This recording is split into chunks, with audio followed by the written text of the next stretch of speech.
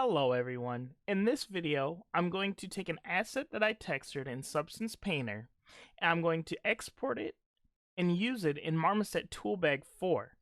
And while we're in Marmoset, what we'll do is we'll look at plugging in the texture maps into a material, we'll look at setting up a nice lighting solution, and we'll look at some post-processing effects and setting up a camera as well to kick out a really nice rendered image.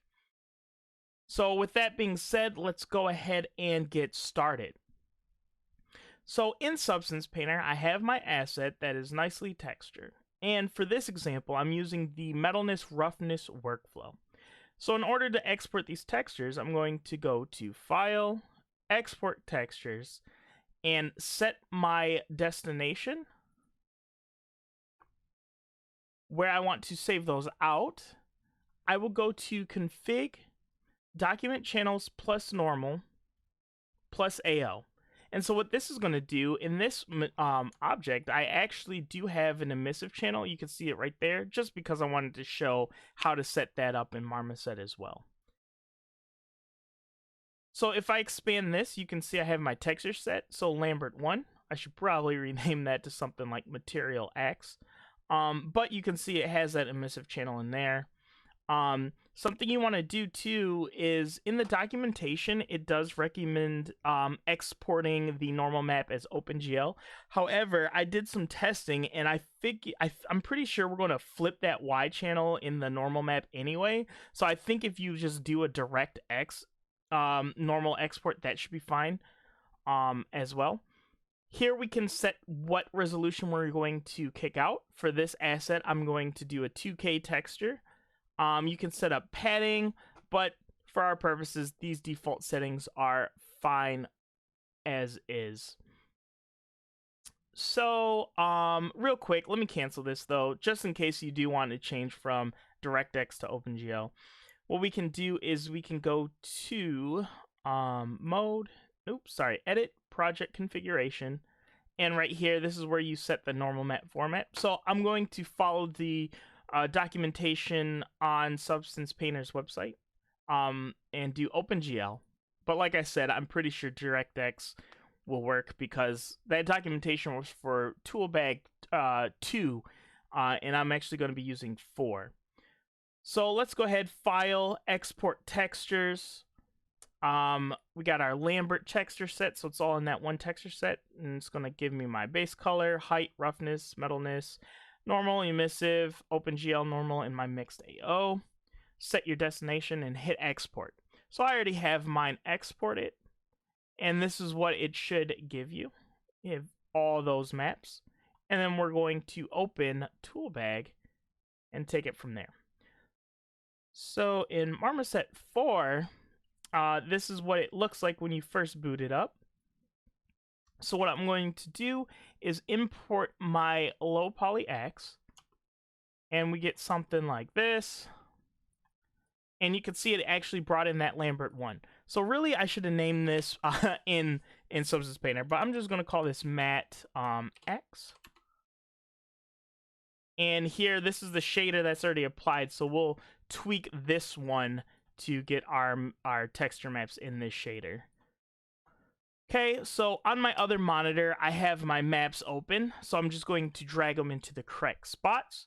So first, let's drag that normal OpenGL map, and let's take a look at it. I think it should be okay. I do have this nasty seam. So this is what I was kind of thinking to myself before exporting. I think DirectX is now what they want. I couldn't find documentation on it. But if I just flip this Y channel, I can see that cleans that issue up. And this actually looks how I want the normal map to affect. So there's some slight discrepancy between the documentation and the newer versions of either Substance Painter or Marmoset Toolbag. I'm pretty sure it's the newer Marmoset Toolbag though. That's why if we do open GL, you want to make sure you flip the Y. Or I'm pretty sure, like 99% positive, if we just export the normal map format as DirectX, you won't have to flip the Y. So that's something to watch out for. Next, let's plug in the albedo map, so our color base, and we'll plug that in there. something you want to watch out for, and this happens a lot when I'm bringing the asset straight from like Maya or something, is if I have like a blue material from Maya that was assigned, it will populate the color swatch blue. And you might plug in your map and say, oh, why is it so weird? Well, that's because you just got to make sure this color swatch is set to white. The only time I change this is sometimes if for like eyes or something. Sometimes I might just bring, if it's too bright, just bring it down in value a little bit. But for the most part, you want to make sure that swatch in the albedo property is set to white. The next map we'll do, just going down the list, is we need our roughness. So that will actually plug into this micro surface tab, and we want to switch it from gloss to roughness. And we'll just plug in our roughness map. And something we need to do is actually invert our roughness map. And that's going to give us what we want. So mine does look weird. I was looking over it a little bit before, and I was like, why is it reflective in the grooves? That's because I messed up my texture. So if I open this, you can see in our roughness, that value is closer to white, so it's going to be more reflective. And really, I should have made sure this was like a darker value to make sure the grooves aren't being reflected. But other than that issue's on me. Other than that, that's actually reflecting it nicely. And now we need to, in the reflectivity tab, we set it from specular to metalness because we're using the metalness roughness workflow. And right now, it looks kind of weird, but once we plug in our metallic map, that will look good. So something you do need to keep in mind, and I think this was an issue in Toolbag 3, but in 4 it seems like they come in correctly. For normal map, when you click this cog right here, you want to make sure that's not in sRGB color space. Same for your roughness, and same for your metalness. But the diffuse, you do want that to be an sRGB color space, and it looks like they updated it for Marmoset 4, so that's nice.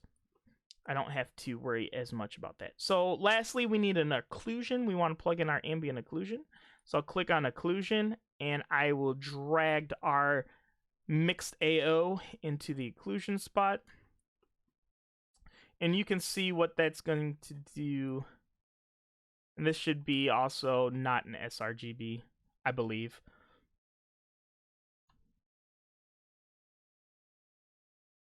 Or maybe it should be.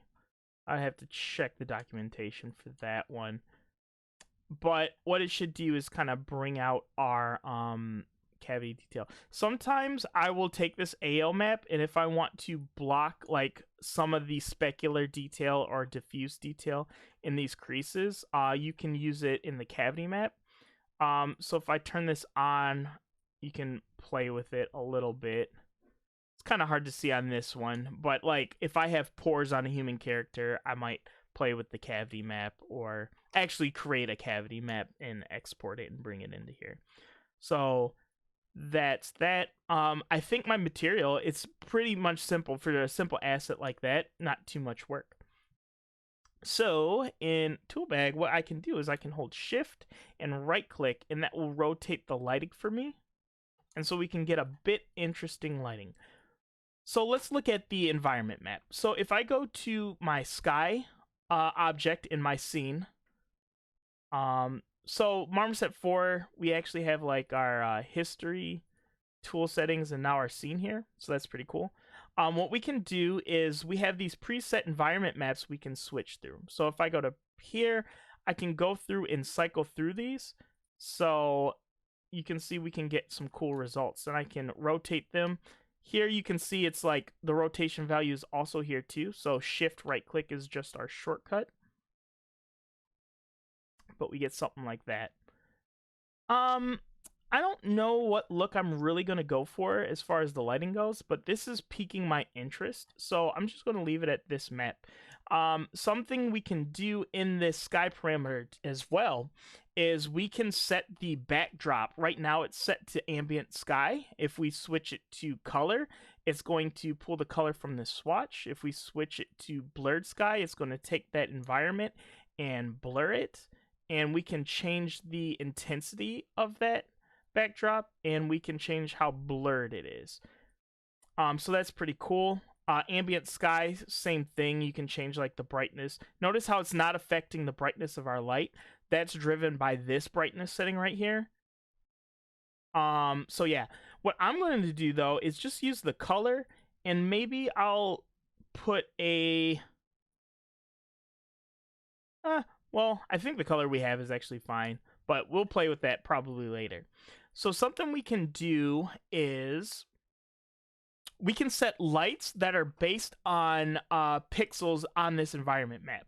So if I'm in that sky object, I can select in here or just click and hold, and you can see I'm actually like putting a spotlight, or maybe it's a directional light, into the scene.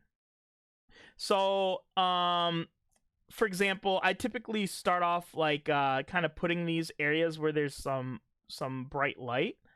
So maybe we do one like here, since this is the brightest light. And notice how underneath my sky, once I expand it now, I have the skylight 1. And so it is a directional light that it created based on that space, that point in space in my environment map. So what I can do is I can actually go in and tweak it. So that's a bit too warm for me, so I'll take the warmth down. I'll just desaturate that color. And you can play with the brightness of just that light. It's not the whole environment, it's just the light we created. You can play with all these other settings as well. So you want to make sure cast shadow is on. But yeah, so that's kind of a cool tool. So you can see if I turn it off, that's what it was with just the environment. If I turn it on, that's what it is with the light. So that's one way we can start helping out our environment map, is by creating a directional skylight by using our map. And that should rotate with our map because it is linked underneath the sky object. Okay, so now what I'm going to do is I'm going to kind of make a nice rim light. So I'll come back here, maybe something like this. And I'm kind of thinking like, oh, I'm looking through where this light is going to be built. And then I'll click this icon right here to add a new light, and it creates a new spotlight. And what we can do is, if that's not the right spot, you can actually like go ahead and move it. We can change the settings. I think there's a view that we can actually view from this light. So this is light 1, so I can view in the light and I can move it. So that's a pretty cool function as well. So let's go back to our main camera, and let's change this color. So let's name this rim. I'll probably like rim light. And what we'll do is we'll give it a cooler color.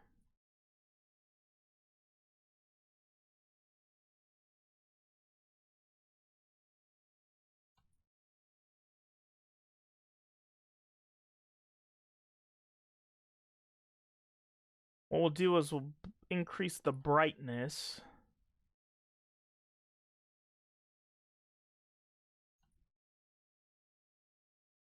And we can move the light and rotate it. So something cool about Marmoset Toolbag 4 is like you have these the gizmos like we're used to in other 3D software packages. So if I hit W, that's my move tool, E is my rotate tool, and R is my scale tool, and Q is just like back to my selection tool. So that's pretty handy. Okay, so we got that cool rim light, and maybe I do one more light kind of opposite that, just so we have a bit more brightness. And I'm really looking at this angle. I kind of want that kind of angle change on the blade to be a bit brighter. I don't know. Oh, we could do like a warmer light too to contrast that blue a little bit. I don't want it too warm.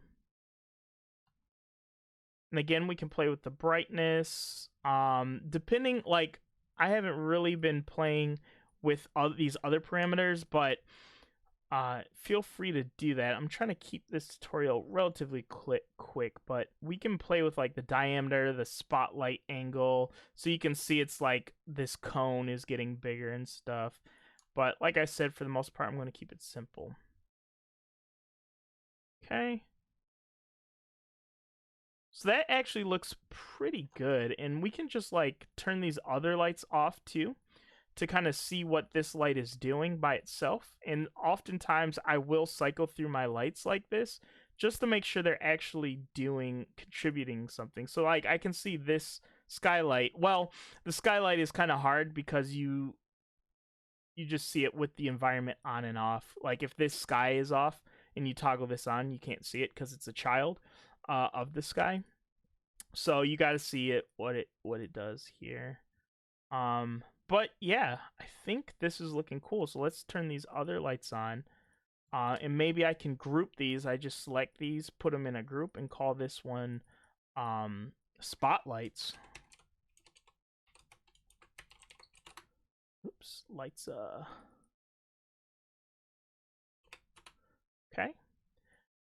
So, oh, I should have rotated this object, I think, to kind of fill our screen space a bit better. So let's just rotate it, see if we can catch the light a bit interestingly. I should have positioned it first before I did the lighting. We could have also just rotated the camera, but I think our lighting is basic enough, oops, where I can like just kind of angle it and it still looks pretty decent.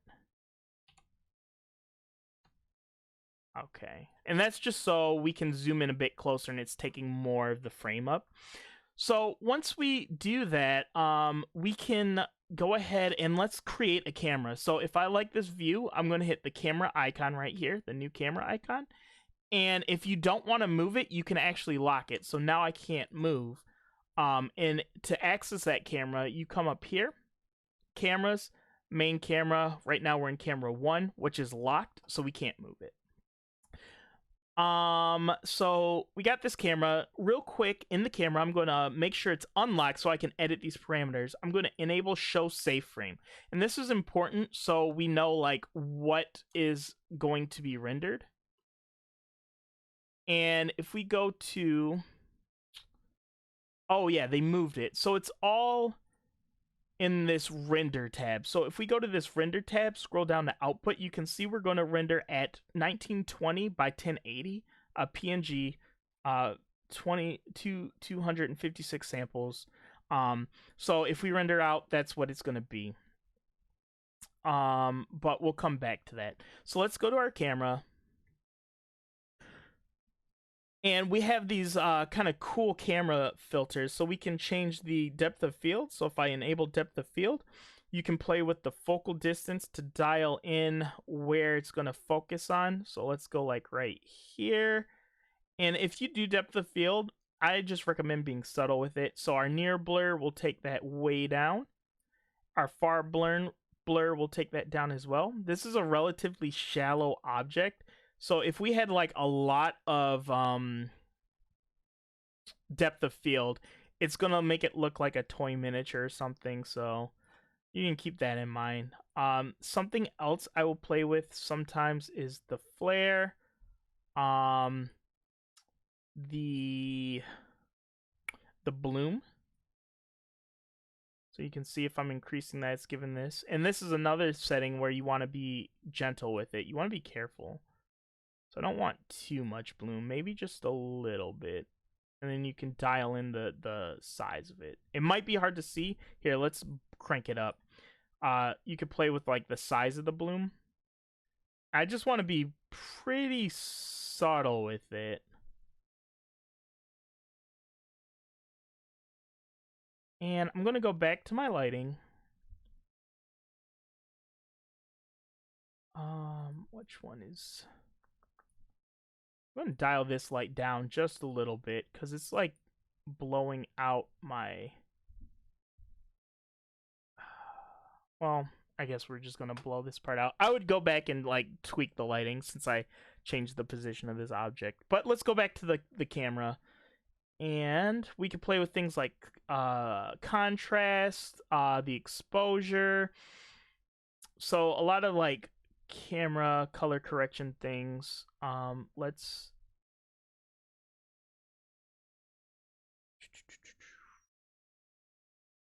styling in that bloom. I wasn't quite finished.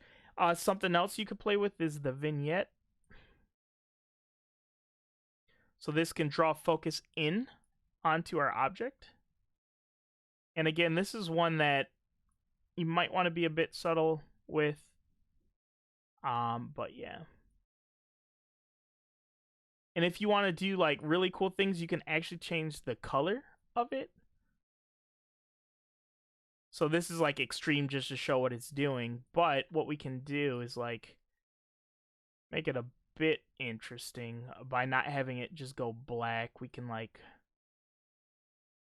tweak it a little bit. So yeah, that looks pretty interesting. Maybe we zoom out from our object just a smidge. So we're thinking about good camera composition, and I think that looks good. Okay, so those are some things you can do in the camera. Again, there's a lot of different settings to play with here, but those are kind of like my quick go-to ones if I'm doing something pretty quick. And then once I'm done, I'm going to lock this camera because I don't want to accidentally move it. And we can call this like main cam or main shot or something like that. And the cool thing is we can always duplicate this camera. Duplicate, and we can unlock the duplicate one and try things out. And we would just switch our camera to main cam 1, try things out, tweak it, and then we always have that original one to fall back on. So let's go ahead and delete that. Lastly, what I'm going to do is go to this render object, and with Toolbag 4, we've been working in raster mode, but we also do have ray tracing mode. So if I click this, it will switch over to ray tracing mode, and we have all these different settings we can get play with. So if you're doing really realistic stuff, you might want to play with ray tracing to get more accurate reflections and refractions. But for this object, it's stylized. I'm not too worried about using ray tracing. So in raster, I actually do have some settings I can play with though to kind of improve the visual fidelity a little bit. So by default, my shadows are set to high. If you wanted to, you can take those to mega. I can't really tell a difference right now. I can enable ambient occlusion, and we can play with our occlusion strength. Again, it's kind of hard to see what's going on right now. Maybe if I check diffuse, there it is. You can see, like, if you look right here, once I check diffuse, it darkens that area up a bit. If I check specular, it's going to block some of that specular in the AO. So I'm going to like just blast this so we can really see what it's doing. So if I turn this on and off, you can see what it's doing. So that's something you can play. Another thing is we can start playing with the local reflections and local diffuse. For this object, I don't think we're going to see too much, but you would want to play with this, especially if you're doing something realistic. Yeah, I think that's good. The last thing we need to do is our camera composition is good, our lighting's decent. We kind of played with some of these render settings for the raster base since we're not using ray tracing. We set the resolution. We'd come down to camera, render camera. Right now it's using our main camera. Oops. I'm gonna go to this one. So main cam is what we want. So I'll go to our render cameras, add new, add the main underscore cam, uncheck that one because we don't want it. And now what we can do is just scroll up to outputs, image, render image. PNG is fine.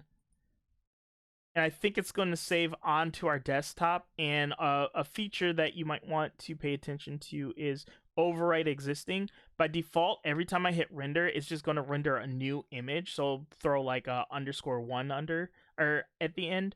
But if you just want to continuously overwrite one, you check that. So sometimes I'll do that. So, oops, if we go to our desktop, this is our rendered image, and you can see relatively quickly we have a decent render of our 3D asset in a real-time render engine environment. So something I also want to show you guys is how we can use an emissive map in Marmoset Toolbag. So if I scroll down and I go to emissions, I can select an emissive type. Oops, takes a second. And then this property opens. So by default, if I don't have anything in here, nothing happens. If I change this glow material, you can see it's starting to glow red, and then now I can play with the intensity. And since my camera has bloom and glare, it's giving this really nice bloom effect. But let's cancel that, because what we want to do is we don't want the whole thing to light up. And let me duplicate this camera so we can rotate it. Oops, unlock it and rotate it. So what I want to do is just have this area start lighting up, and maybe we can turn off one of our lights so we can start seeing it a little bit better. Don't want that. There we go. So I'll turn that one off for this view. And what we can do is take our emissive map that we kicked out of Substance Painter, plug it in here, and now everything is black except for where we want that to show up. And now we can start playing with the intensity. You can play with the color as well. So if we want to, we can like really start bringing out some of the blue. And we're giving it a little bit of more of a blue hue to it. And if we wanted to, so it's kind of nice because you can experiment a little bit with the color. By changing that color parameter a bit. So let's do something like that. Yeah. Okay. And if we play with the intensity, you can see we can turn it off, turn it on. And then again, we can go into our camera settings and play with our bloom. And again, I'm just kind of going over the top for demonstration purposes. I think what we had before was probably better. So that's pretty cool. So I usually play with emissions sometimes, so I thought that would also be something cool to show you guys. So with that being said, that's all I have to show you. Hopefully you found this tutorial useful, and I'll see you guys next time.